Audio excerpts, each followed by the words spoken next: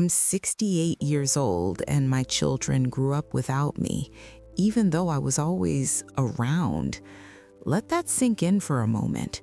I was physically present in the house. I drove them to school some mornings. I paid for everything they needed, but I wasn't there. Not really. Not in the way that mattered. My name is Margaret Collins, though everyone calls me Maggie. I live in San Jose, California, in a house that's too quiet now. For 30 years, I worked as a senior program manager at one of those tech companies everyone's heard of, the kind of place where people brag about working 80-hour weeks like it's a badge of honor. I wore that badge proudly. I climbed every ladder they put in front of me. I delivered every project on time. I never said no to a deadline, never turned down a promotion, never questioned whether the sacrifice was worth it. But here's what I need you to understand, especially if you're a working parent watching this. I didn't abandon my kids. I didn't leave them. I just chose work. Every single day in 1,000 small ways that seemed insignificant at the time. And now, I'm 68 years old, sitting in a house full of expensive furniture and empty rooms, and my children are strangers who call me on holidays out of obligation. If you're a working parent watching this, I need you to listen carefully. Not because I want your pity, not because I'm trying to make you feel guilty, but because I see you making the same choices I made, telling yourself the same lies I told myself, and I need you to know how this story ends. I was born in 1956 in Modesto, California, back when that city still felt small and manageable. My parents were good people who struggled with money in that quiet, dignified way that people did back then. We never talked about being poor, but I knew. I knew because my mother worked 2 jobs, one at a grocery store and one cleaning houses, and she was always tired, always. I remember watching her fall asleep in her chair after dinner, still wearing her work clothes because she was too exhausted to change. My father worked at a dairy, and every night he'd come home smelling like hay and manure, his hands cracked from the cold. They loved me, I know they did, but there was always this undercurrent of anxiety in our house, this feeling that we were one broken-down car or one medical bill away from disaster. So I made a decision when I was young, maybe 12 or 13 years old. I decided that my kids would never feel that fear. They would never lie awake at night wondering if we could afford groceries. They would never wear hand-me-down clothes that didn't fit right or feel embarrassed about the car I drove. I would work hard enough, make enough money, build enough security that they would always feel safe. Providing equals love. That's what I believed. That's what I told myself for decades. If I could give them a good house, good schools, good opportunities, then I was being a good mother. The time would come later. The presents would come later. First, I had to build the foundation. I went to San Jose State University and got my degree in business administration. This was the early 80s, and Silicon Valley was just starting to become Silicon Valley. There was this electricity in the air, this sense that everything was about to change. I graduated in 1983 and spent a few years bouncing between administrative roles before landing my first real position in tech in 1989. I met David, my husband, around that same time. He was an engineer, quiet, practical, steady in all the ways I wasn't. He didn't have grand ambitions. He just wanted a comfortable life, a family, maybe a little house with a yard. We got married in 1990, and I remember thinking I'd found the perfect partner, someone who would support my drive, who wouldn't compete with me, who would be happy to let me take the lead. And he was. God, he really was. Our daughter Rachel was born in 1991, and I took exactly 6 weeks of maternity leave before going back to work. People thought I was crazy, but I was terrified of losing momentum, terrified that if I stepped away too long, someone younger and hungrier would take my spot. So I went back, and I told myself that this was temporary. Work hard now, build your career now, slow down later. Ethan was born in 1994, and the same pattern repeated. 6 weeks off, then back to the office. David took on more of the childcare without complaint. He was the one who learned which foods Ethan liked and which books Rachel wanted read at bedtime. He was the one who knew the names of their teachers, who scheduled their doctor's appointments, who packed their lunches in the morning. I was the one who paid for everything. The culture at my company was relentless, and I adapted to it like a fish adapts to water. Late nights became normal, having my pager go off during dinner became expected, keeping my laptop open at the kitchen table while the kids ate cereal became routine. I was always half present, always monitoring my email, always ready to jump back into work mode at a moment's notice. The first compromises seemed small. Missing bedtime just this once because I had to finish a presentation, saying Mommy has to finish something when Rachel wanted to see me a drawing, promising Ethan we'd play later, then being too tired when later finally came. I told myself that they were young, that they wouldn't remember, that what mattered was giving them stability and security, not whether I was there for every little thing. The phone calls were polite but short. When I asked about their lives, I got surface-level answers. When I tried to give advice, I could feel them pulling away, being diplomatic but distant. There were no shared inside jokes, no late-night heart-to-hearts, no real intimacy, just the kind of courteous relationship you might have with the friendly acquaintance. David and I started fighting more. Not screaming fights, but these cold, exhausted arguments where we just state facts at each other. One night, after I'd complained about Rachel not calling me back, he finally said what he'd probably been thinking for years. "They needed you," he said quietly, "and you weren't there." I tried to defend myself. I listed everything I'd provided, every opportunity I'd given them, every sacrifice I'd made. And he just shook his head. "They didn't need things, Maggie. They needed you." So let me talk directly to you now. If you're watching this while your kids are asleep in the next room, if you're telling yourself that this is temporary, that you'll slow down next year or after this project or after the next promotion, please listen to me. Your children don't remember intentions. They don't remember how hard you worked or how stressed you were or how much you sacrificed. They remember presence. They remember whether you showed up. They remember whether you looked them in the eye or looked at your screen. I thought I was building security for my children, but what I was actually building was distance. I thought I was showing them strength and determination, but what I was actually showing them was that work mattered more than they did. Not because I didn't love them, I've always loved them desperately, but because love without time isn't enough. Here's a truth that no one wants to say out loud.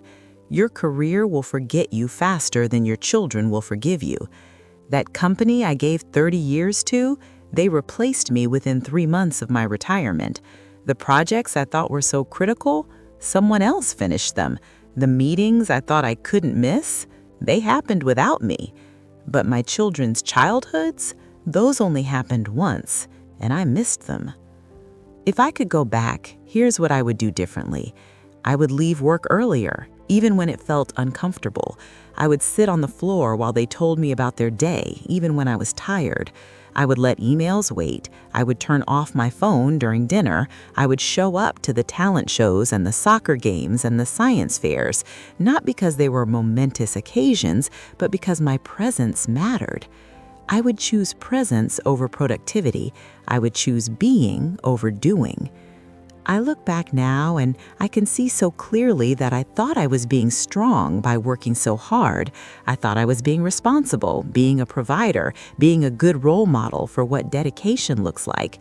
But what I was actually being was absent, physically present but emotionally checked out, available but not engaged. My children are adults now. Rachel is 33, married, living in Denver. Ethan is 30, single, still in Portland. We're cordial. We text on birthdays. We do video calls on holidays. But there's a distance there that I don't know how to bridge, and I'm terrified it's too late. Last Thanksgiving, Rachel brought her husband to visit. We were sitting in the living room after dinner, and I was trying to make conversation, asking about her job and their plans for the holidays. And she looked at me with this expression I couldn't quite read. Not angry, not sad, just kind of resigned. And she said, "Mom, you don't have to interview me. You can just talk to me." And I realized I didn't know how. I'd spent so many years treating our relationship like a status update meeting that I'd forgotten how to just be with my own daughter. So here's my warning to you, and I'm going to be as direct as I know how to be. Close the laptop. Right now, not later, not after you finish this one thing, now. Go sit with your kids, get down on the floor with them, ask them about their day and actually listen to the answer. Put your phone in another room, let the emails pile up, let the Slack messages go unanswered, let your coworkers wonder where you are. Because I promise you with everything I have, that one day you will be my age, sitting in a house that's too quiet, and you will ask yourself where the time went. You will wonder when your children stop telling you things. You will try to remember the sound of their laughter when they were small, and it will be fuzzy and distant like a dream you can't quite recall. And you will realize that you traded the irreplaceable for the replaceable. You traded presence for productivity. You traded relationship for resume. You traded the one thing that actually mattered for things that didn't matter at all. I missed my children's lives for work. I chose deadlines over dance recitals. I chose conference calls over conversations. I chose advancement over attention. And now I can't get those years back. No amount of money can buy them back. No amount of regret can rewind time. Don't make my mistake. I love my children deeply. I always have. But love without time isn't enough. Love requires presence. It requires showing up again and again in small and seemingly insignificant ways that accumulate into a lifetime of connection, or in my case, disconnection.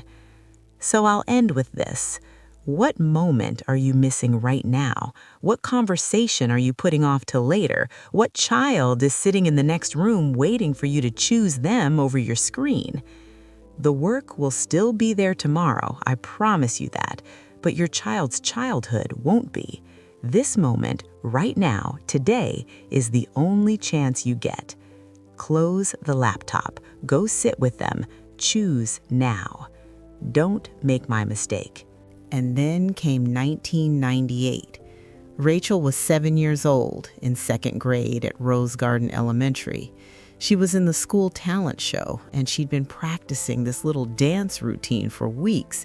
She was so excited. She made me promise, actually made me look her in the eye and promise that I would be there, front row. She'd been saving me a seat. The morning of the talent show, I fully intended to go. I blocked it off on my calendar. I told my team I'd be leaving early. But then there was a crisis with a product launch, some server issue that threatened to delay everything. My manager pulled me into a meeting. One meeting turned into another. Someone ordered pizza. Someone else said we were close to solving it. And I stayed. I stayed at the office while my 7-year-old daughter stood on a stage at Rose Garden Elementary scanning the crowd for my face. I stayed while she performed her dance routine, probably hoping until the last second that I'd walk through those auditorium doors. I stayed while David took a video on his camcorder, trying to smile and clap and pretend that the empty chair beside him didn't matter. I got home around 9 that night. Rachel was already in bed. David was sitting in the living room in the dark, and when I walked in, he just looked at me. Didn't say anything, just looked. I went upstairs and opened Rachel's door. She was awake, lying there with her stuffed rabbit. I sat on the edge of her bed and tried to explain. Some problem at work, I couldn't leave, I was so sorry, I'd make it up to her. And you know what she said? She said, "It's okay, Mom. I know you're busy." 7 years old, and she'd already learned to lower her expectations of me. That was the moment she stopped expecting me to show up. I just didn't know it yet. From that point forward, a pattern emerged that would define the next decade of our family life. I missed soccer games at Los Gatos High. I forgot about science fairs until David called me from the school gymnasium asking where I was. I canceled weekend trips because something urgent came up at work, and there was always something urgent. David became the primary parent without us ever discussing it. He was the one who helped with homework and made dinner and sat through parent-teacher conferences. He knew the name of Ethan's best friend and which boy Rachel had a crush on. He was the one who created the memories, while I was the one who funded them. And I told myself a lie that so many working parents tell themselves. They'll understand when they're older. When they're adults with careers of their own, they'll look back and appreciate the sacrifices I made. They'll understand that I was working so hard for them. But understanding and forgiving are two different things. The moment that haunts me most happened when Ethan was 12. It was a Tuesday afternoon and I was working from home, which I did occasionally. I was on a video call, some status update meeting with stakeholders on the East Coast. Ethan came home from school and I could hear him come in through the garage, but I was focused on the meeting. About 10 minutes later, he knocked on my office door. I held up one finger, the universal "just a minute" gesture. He stood there in the doorway, and I could see in my peripheral vision that something was wrong. His posture was different, shoulders hunched, but I was in the middle of presenting something, and I needed to finish. When the meeting finally wrapped up, I opened the door. Ethan was sitting on the floor outside my office, his backpack still on. "What's up, buddy?" I asked. He looked up at me, and I could see he'd been crying. Not actively crying, but his eyes were red and his face was blotchy. "What happened?" I said, already glancing back at my computer because I had another meeting in 20 minutes. He started to tell me something about kids at school, something about being teased or left out, and I tried to listen, I really did, but my mind was already on the next call, and I must have let it show on my face, so he stopped mid-sentence. "Can this wait?" I asked. "I have another meeting in a few minutes and I really need to prepare." He looked at me for a long moment. Then he stood up, still wearing his backpack, and said, "Never mind." "Ethan, wait." "It's fine, Mom. It's not important."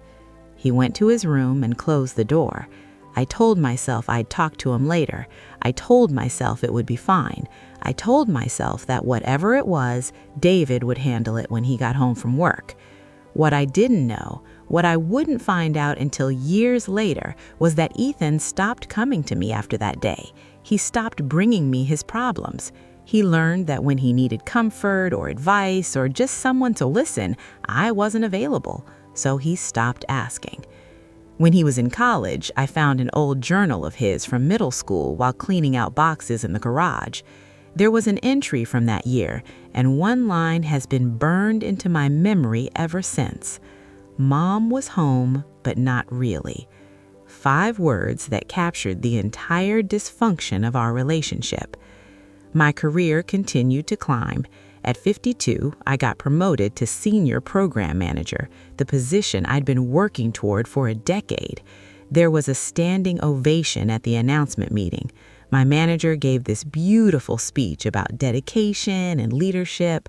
I felt like I'd finally made it. That same year, Rachel left for UCLA. She was 18, excited about being on her own, eager to start her adult life. A year later, Ethan moved to Portland for a job opportunity. Neither of them asked me for advice about these decisions. They told me after everything was already arranged. And suddenly, the house was quiet.